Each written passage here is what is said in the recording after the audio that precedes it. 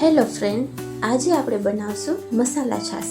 મસાલા છાશ બનાવવા માટે આપણે ધાણા ભાજી, ફ્રેશ ફુદીનો, સંચળ પાવડર, શેકેલ જીરાનો પાવડર, બરફ અને આપણે છાશ લેશું. આપણે મસાલા છાશ બનાવવા માટે આપણે ફ્રેશ ફુદીનો લીધો છે. તેને દાંડલીમાંથી એના પાન કાઢી અને પાનને જીરા સુધારવાના છે, જેથી આપણે ફટાફટ વાટવામાં પ્રોબ્લેમ ન થાય. જેવી રીતના આપણે ફુદીનો સુધાર્યો છે તેવી જ રીતના આપણે ધાણા ભાજી સુધારવાની છે.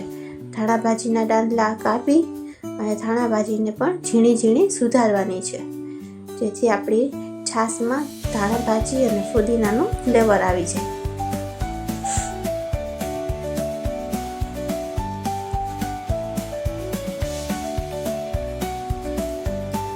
ધાણા ભાજી અને ફુદીનો બંને ઝીણા ઝીણા સુધારી લીધા છે. હવે એને આપણે થોડાક વાટી લઈશું, જેથી એનો રસ છાશમાં આવે અને આપણે ફ્લેવર આવે.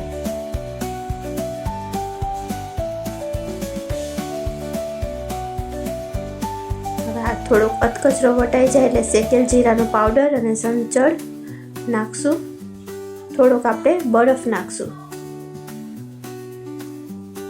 અને આપણી છાશ નાખી દેશું.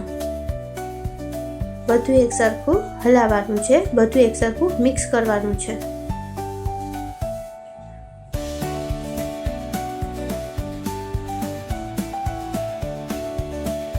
બધું એક સરખું મિક્સ થાય એટલે આપણે સ્વાદ પ્રમાણે થોડું નમક નાખવાનું છે.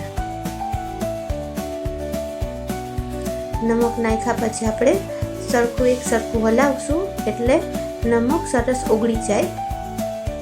2 ગ્લાસ લેશું, એમાં થોડોક બરફ નાખશું અને એમાં આપણી બનાવેલી છાશ નાખશું. તૈયાર છે આપણી મસાલા છાશ.